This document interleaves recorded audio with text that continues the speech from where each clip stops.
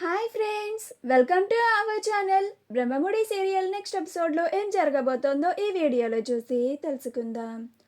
రిసార్ట్కి వచ్చి యామినికి షాక్ ఇచ్చిన కావ్య అసలేం జరిగింది అని తెలుసుకోవడానికి ఈ వీడియోని స్కిప్ చేయకుండా ఎండ్ వరకు చూసేయండి. కావ్య రాజ్తో కాల్ మాట్లాడిన తర్వాత అపర్ణ, ఇందిరాదేవిలు ఇద్దరు చాలా సంతోషంగా ఉంటారు. అప్పుడు అపర్ణ, అమ్మ కావ్య, నువ్వు ఉదయాన్నే రిసార్ట్కి వెళ్ళాలి కదా, 2 రోజులకి సరిపడా లగేజ్ ప్యాక్ చేసుకో, మళ్ళీ అలాగే ఇప్పుడు త్వరగా పడుకో, రేపు ఉదయాన్నే వెళ్ళాలి కదా అని అంటుంది. అప్పుడు కావ్య అలాగే అత్తయ్య అని అంటుంది. అప్పుడు అపర్ణ, నీకు లగేజ్ ఏమన్నా ప్యాక్ చేసుకోవడానికి నేను హెల్ప్ చేయనా అని అంటుంది. అప్పుడు కావ్య, పర్లేదు అత్తయ్య, నేను సర్దుతాను అని అంటుంది. అప్పుడు అపర్ణ, సరే అమ్మ కావ్య, త్వరగా లగేజ్ ప్యాక్ చేసుకొని పడుకో అని అపర్ణ, ఇందిరాదేవిలు ఇద్దరు అక్కడి నుంచి వెళ్ళిపోతారు. ఆ తర్వాత కావ్య తన లగేజ్ని ప్యాక్ చేసుకొని నిద్రపోతుంది. మరుసటి రోజు త్వరగా లేచి రెడీ అవుతుంది. తన లగేజ్ని తీసుకొని వస్తూ ఉంటుంది. కావ్య మళ్ళీ లగేజ్ తీసుకొని వెళ్ళడం చూసి రుద్రాని ఆశ్చర్యపోతుంది.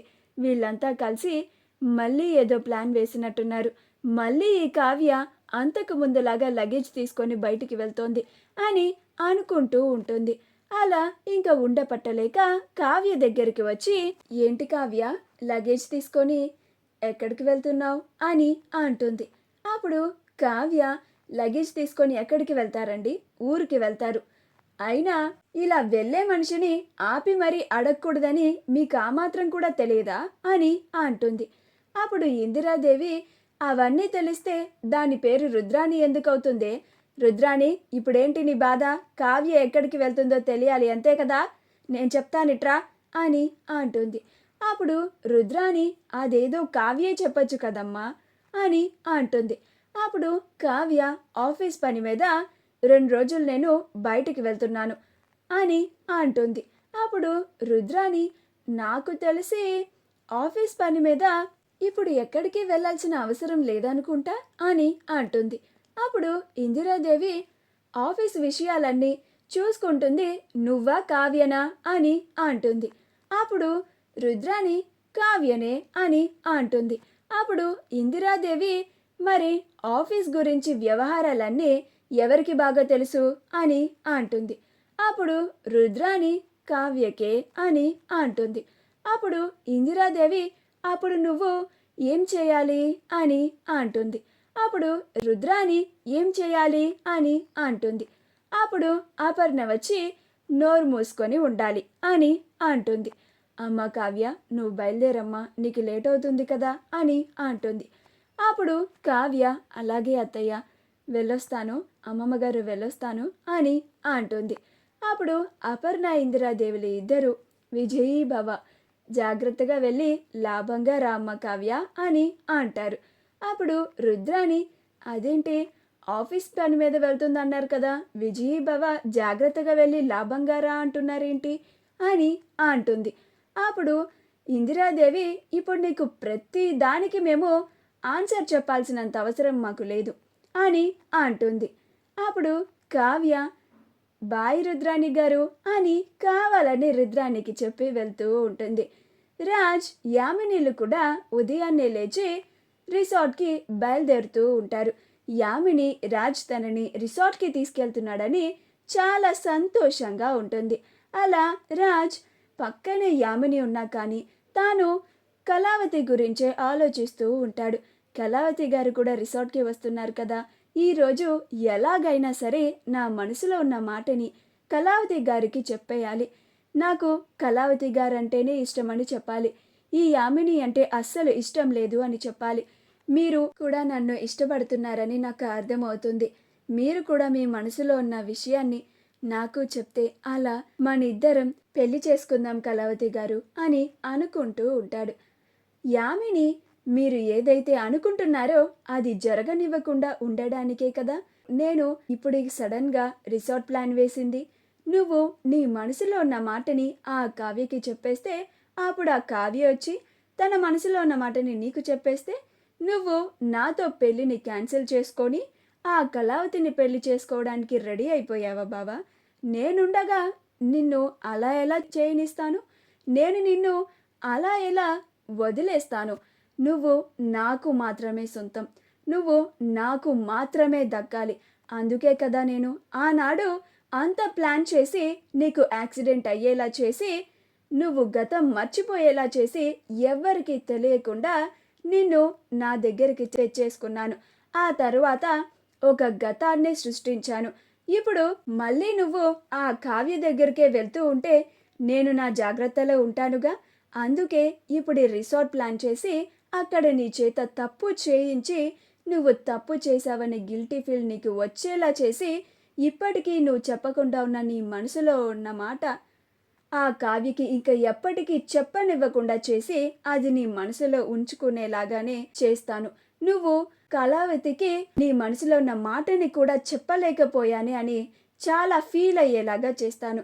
అసలు నీకు చెప్పే పరిస్థితిని కూడా వచ్చేలాగా చేయను. నువ్వు బలవంతంగా అయినా సరే నా మెడలోనే తాళి కట్టాలి బావా. నువ్వు నాకు మాత్రమే సొంతం కావాలి అని అనుకుంటూ ఉంటుంది. కావ్య కూడా కారులో రిసార్ట్కి వస్తూ ఉంటుంది. రాజ్, యామినీలు ఇద్దరు రిసార్ట్కి చేరుకుంటారు. అలా వాళ్ళ లగేజ్ తీసుకొని వాళ్ళ రూమ్లోకి వెళ్తారు. అప్పుడు యామిని, రిసార్ట్ ఎలా ఉంది బావా, నీకు నచ్చిందా అని అంటుంది. అప్పుడు రాజ్ యామిని అన్న మాట వినిపించుకోకుండా ఏంటి కళావతి గారు ఇంకా రాలేదు అని ఎదురు చూస్తూ ఉంటాడు. అప్పుడు యామిని, బావా నువ్వు నాతో రిసార్ట్కి వచ్చావు, ఏం ఆలోచిస్తున్నావు అని అంటుంది. అప్పుడు రాజ్, యామిని ఏంటంటున్నావు అని అంటాడు. అప్పుడు యామిని, నాకు అర్థమైంది బావా, నువ్వు మనిషివి మాత్రమే ఇక్కడున్నావు, కానీ నీ మనసు మాత్రం ఆ కళావతి దగ్గరే ఉంది అని నాకు పూర్తిగా అర్థమవుతుంది. ఏం లేదు బావా, రిసార్ట్ ఎలా ఉంది అని అడుగుతున్నాను అని అంటుంది. అప్పుడు రాజ్, బాగుంది యామిని అని అంటాడు. అప్పుడు యామిని, సరే రా బావా అలా కూర్చొని కబుర్లు చెప్పుకుందాం అని రాజ్ని తీసుకొని వెళ్ళి ఇద్దరు బెడ్ పైన కూర్చొని ఉంటారు. అలా రాజ్తో మాట్లాడాలి అన్నట్లుగా రాజ్ దగ్గరికి వెళ్ళి ముద్దు పెట్టాలి అని అనుకుంటూ ఉంటుంది. అప్పుడే కావ్య రిసార్ట్కి వస్తుంది.